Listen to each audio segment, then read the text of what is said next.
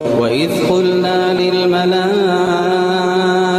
اسجدوا لآدم فسجدوا إلا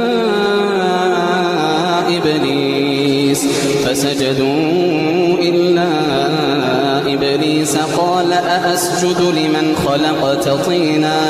قال أرأيتك هذا الذي كرمت علي لئن أخرتني إلى يوم القيامة لأحتنكن